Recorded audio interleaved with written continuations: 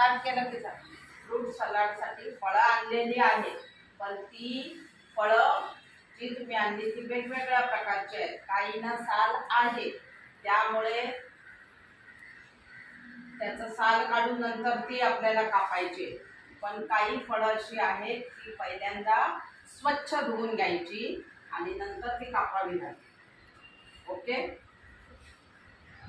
आता हे डाळिंब, तर डाळिंबाची साल काढली जाते, संत्र्याची साल काढली जाते,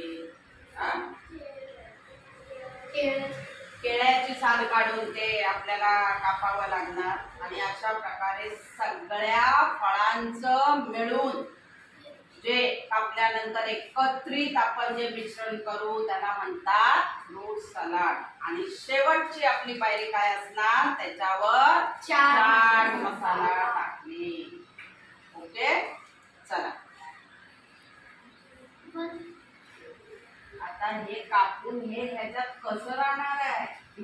अरे बंद केले, जास्त झालंय.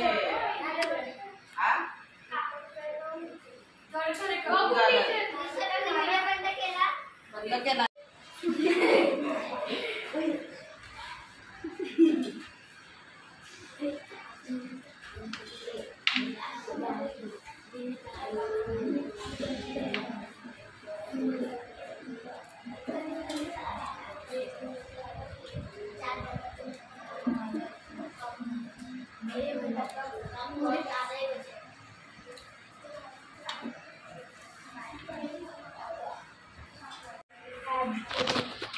मुलांनी छान प्रकारे केळं कापलेलं आहे, डाळिंब सोलून झालेला आहे. अंकिता आणि निधीने संत्री आणि मोसंबी छान प्रकारे त्याच्या फोडी केलेल्या आहेत. प्रणवने बीट कापून छान फोडी तयार केलेल्या आहेत. गणेश आणि श्रीने सफरचंदाच्या फोडी केलेल्या आहेत.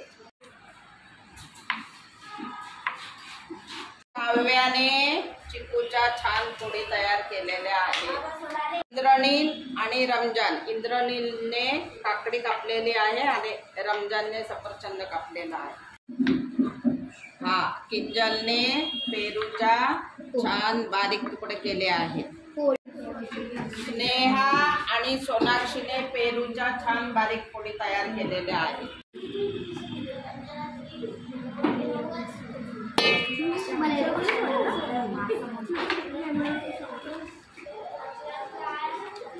माहीने छान प्रकारे काकडी कापलेली आहे. राघवीने कलिंगड कापलेलं आहे आणि हेतलने सफरचंदाच्या फोडी तयार केलेल्या आहेत. श्रेयाने ड्रॅगन कापलेला आहे.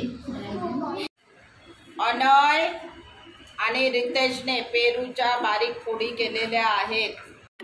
मयूर आणि ऋषभ यांनी छान प्रकारे डाळिंब सोललेलं आहे.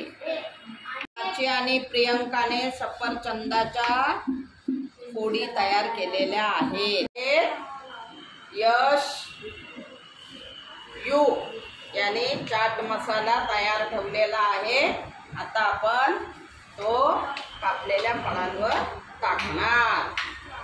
अशा प्रकारे एकत्रित सगळ्या फोडी फळं कापल्यानंतर तयार झालेल्या होत्या त्या एका टोपामध्ये सगळ्या एकत्र केलेल्या आहे.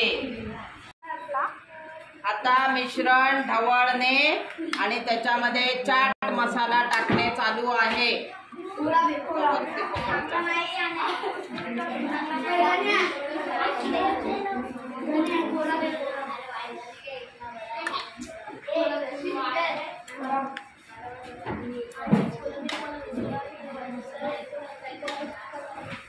अशा प्रकारे आपलं फ्रूट सलाड खाण्यासाठी तयार आहे.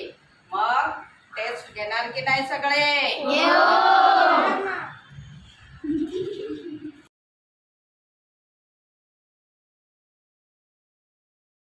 व्हिडिओग्राफी ऋषभ जाधवने केलेली आहे. मग या व्हिडिओला लाईक आणि सबस्क्राईब करायला विसरू नका.